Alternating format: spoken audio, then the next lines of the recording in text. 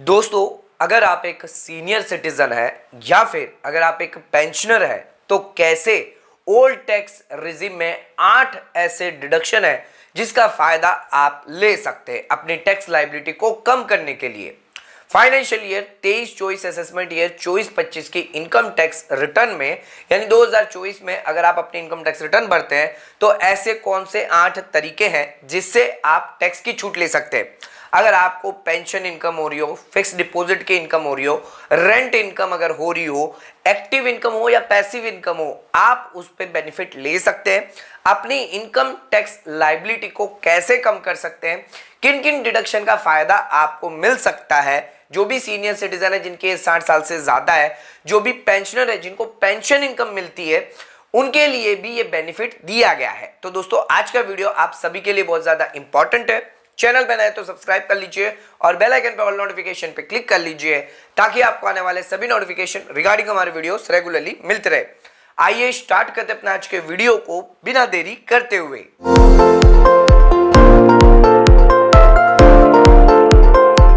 तो दोस्तों, आइए स्टार्ट करते अपने आज के वीडियो को और जानते हैं सीनियर सिटीजन और पेंशनर कैसे टैक्स का फायदा, टैक्स का डिडक्शन उठा सकते हैं, कौन से ऐसे 8 तरीके हैं।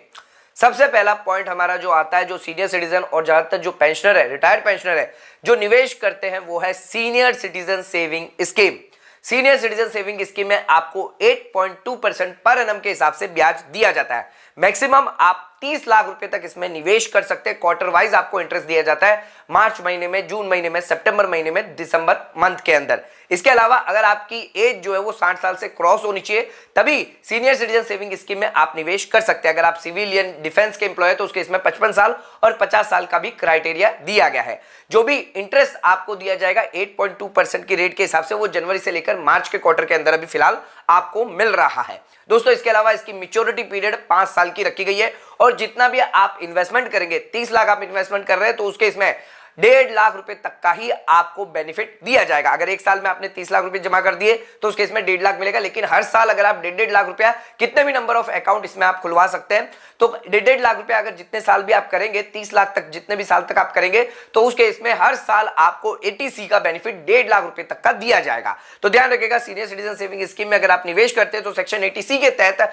आप 1.5 लाख हर साल का बेनिफिट ले सकते हैं। दोस्तों, आ जाते हैं अपने सेकंड पॉइंट पर। तो हायर टैक्स स्लैब का बेनिफिट आपको मिलता है, चाहे सीनियर सिटीजन हो या फिर पेंशनर हो। ध्यान रखिएगा, अगर आप एक नॉर्मल टैक्स पेयर है तो उसके इसमें ओल्ड टैक्स रिजिम में आपको 2.5 लाख तक की छूट मिलती है, यानी 2.5 लाख तक आपको कोई भी टैक्स नहीं लगता है। 2.5 लाख से 5 लाख की बात करें तो 5% का टैक्स लगता है, 5 लाख से 10 लाख की बात करें तो 20%, और 10 लाख से ऊपर अगर आपकी इनकम है तो उस केस में 30% आपको टैक्स रेट लग जाती है। लेकिन अगर आप एक सीनियर सिटीजन है और पेंशनर है तो उस केस में अगर आपकी 60 साल और 80 साल के बीच में है तो 3 लाख रुपए तक का फायदा मिलता है, यानी एक्स्ट्रा 50,000 का फायदा आपको यहां पर सीनियर सिटीजन होने पे मिल जाता है।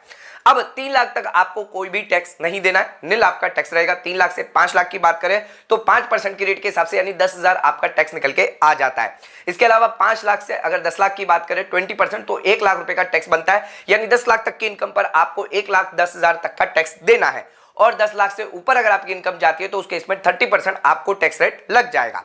लेकिन अगर आप सुपर सीनियर सिटीजन है और सुपर सीनियर पेंशनर है तो उस केस में आपकी एज अगर 80 साल उससे ज्यादा है तो उस केस में आपको 5 लाख रुपए तक की छूट दी जाती है, यानी 5 लाख तक आपको कोई भी टैक्स नहीं देना। 5 लाख तक आपकी जो इनकम है वो निल रहेगी, और 5 लाख से 10 लाख की बात करें तो 20%, यानी 1 लाख रुपए का आपको टैक्स देना है। और 10 लाख से ऊपर अगर आपकी इनकम जाती है तो उस केस में 30% आपका टैक्स रेट रहेगा।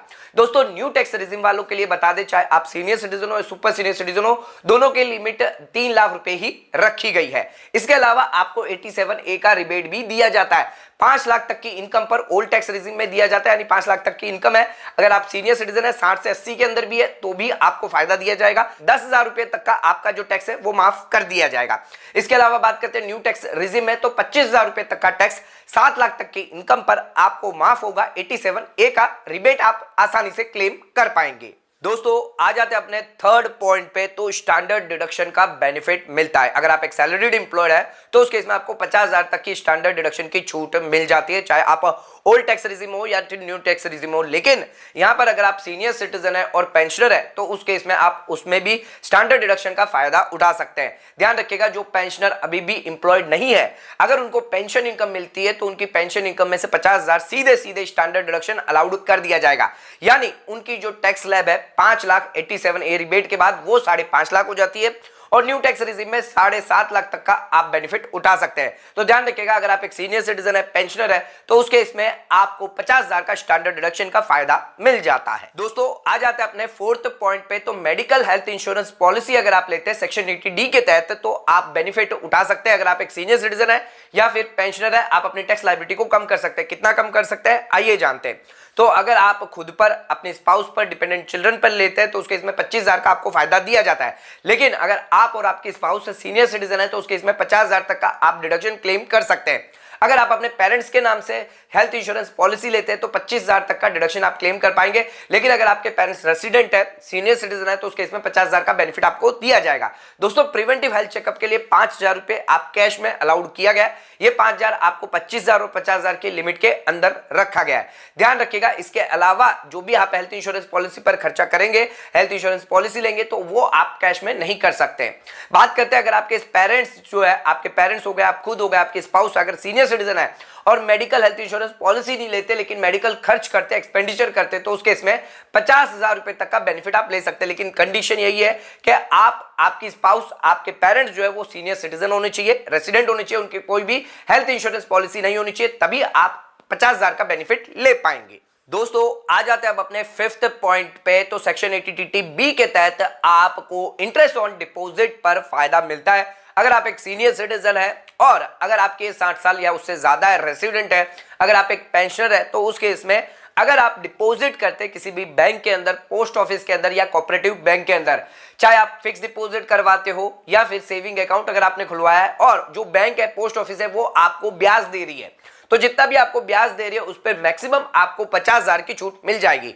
मान के चलिए अगर आपको 40,000 का ब्याज मिला है तो उस केस में मैक्सिमम 40 और 50 में से 40,000 की छूट मिलेगी। लेकिन अगर आपको 60,000 मिला है तो उस केस में मैक्सिमम आप 50,000 तक का ही बेनिफिट ले पाएंगे।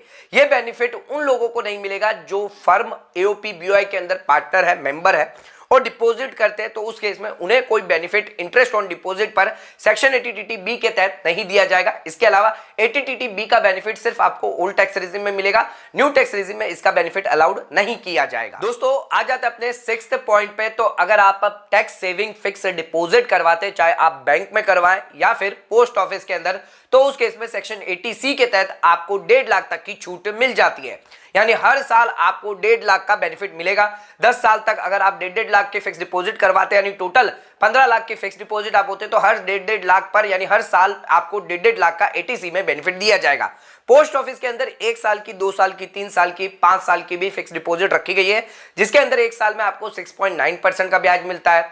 अगर आप 2 साल के फिक्स डिपॉजिट करवाते तो 7% का, 3 साल के फिक्स डिपॉजिट करवाते तो 7.1% का, और अगर आप 5 साल के फिक्स डिपॉजिट करवाते हैं तो उस केस में आपको 7.5% के हिसाब से दिया जाता है। लेकिन अगर आप बैंक में करवाते तो उस केस में 8% तक का आपको बेनिफिट मिलता है फिक्स डिपॉजिट करवाने पर, क्योंकि अगर आप एक सीनियर सिटीजन है तो आपको 0.5% एक्स्ट्रा फायदा मिलता है। अगर आप एक सीनियर सिटीजन है या फिर पेंशनर है तो उस केस में आप ज्यादा बेनिफिट ले सकते हैं। तो देखिएगा कि आपको इंटरेस्ट कहां ज्यादा मिल रहा है। लेकिन ध्यान रखिएगा, आपको सिर्फ 5 साल की ही फिक्स डिपॉजिट करवानी, ना ही आपको 1 साल की, 2 साल की, 3 साल की फिक्स डिपॉजिट नहीं करवानी है अगर आप 80C का बेनिफिट लेना चाहते हैं। आइए दोस्तों आ जाते हैं अपने 7th पॉइंट पे। तो अगर आप मेडिकल ट्रीटमेंट करवाते हैं सेक्शन 80DB के तहत, अगर आप सीनियर सिटीजन है या फिर अगर आप एक पेंशनर है, तो उस केस में आप फायदा ले सकते हैं। मेडिकल ट्रीटमेंट आप खुद पर करवा रहे हैं या आपके स्पाउस पर करवा रहे हैं, आपके dependent children, parents, brother, sister, जो सभी आप पर डिपेंडेंट है, अगर आपने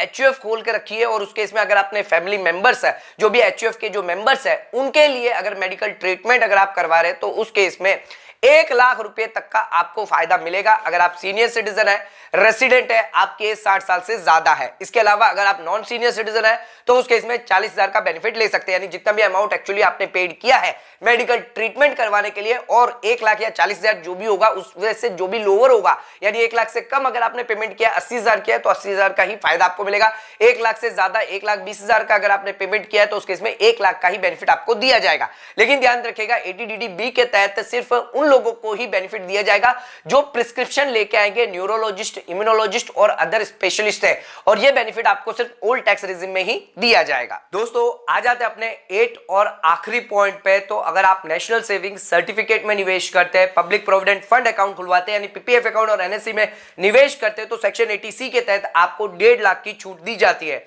अगर आप एक सीनियर सिटीजन है, पेंशनर है, तो उस केस में पोस्ट ऑफिस की एनएससी स्कीम में आपको 7.7% का ब्याज दिया जाता है। ये ब्याज आपका कंपाउंडेड एनुअली होता है, पर पेबल आपको मैच्योरिटी के समय किया जाता है। 5 साल का इसका लॉक इन पीरियड होता है, और जो भी ब्याज आपको दिया जाएगा, जितना भी इन्वेस्टमेंट आपका होगा, 1.5 लाख की आपको छूट मिलेगी, और हर साल जितना भी ब्याज आपका एड ऑन होगा उसमें भी आपको 1.5 लाख तक की छूट मिल जाएगी। इसमें आपको जो है मैक्सिमम कितना भी आप निवेश कर सकते हैं। बात करते हैं पीपीएफ के बारे में, तो 7.1% कंपाउंडेड ईयरली किया जाएगा। 15 साल का लॉक इन पीरियड है। पोस्ट ऑफिस की पीपीएफ स्कीम के अंदर अगर आप निवेश करते हैं तो 80C का बेनिफिट आपको 1.5 लाख का मिलता है। मैक्सिमम भी आप 1.5 लाख ही निवेश कर सकते हैं। ट्रिपल ई का फायदा आपको मिलता है। जो भी इन्वेस्टमेंट आपने किया है वो भी आपके लिए टैक्स फ्री है, जो भी इंटरेस्ट आपको मिल रहा है वो भी आपके लिए टैक्स फ्री है, और जो भी पैसा आप विड्रॉ करते हैं वो भी आपके लिए टैक्स फ्री होने वाला है। तो दोस्तों पोस्ट ऑफिस की एनएससी और पीपीएफ स्कीम के अंदर अगर आप निवेश करते हैं तो उस केस में सेक्शन 80C का फायदा अगर आप सीनियर सिटीजन है या पेंशनर है तो बेनिफिट उठा सकते हैं। तो दोस्तों आज के हमारे इस वीडियो में हमने 8 ऐसे पॉइंट देखे, 8 ऐसे टैक्स डिडक्शन देखे जो पेंशनर और सीनियर सिटीजन दोनों ही इसका फायदा उठा सकते हैं। तो दोस्तों आज का वीडियो अगर आपको पसंद आए तो इस वीडियो को ज्यादा से ज्यादा शेयर करें ताकि ये नॉलेज और लोगों तक पहुंच सके। आज का वीडियो यहीं खत्म करते हैं। इस वीडियो के रिगार्डिंग अगर आपके डाउट है, क्वेरी है, तो नीचे कमेंट करके आप हमें पूछ सकते हैं। वीडियो को यहीं खत्म करते हैं। धन्यवाद।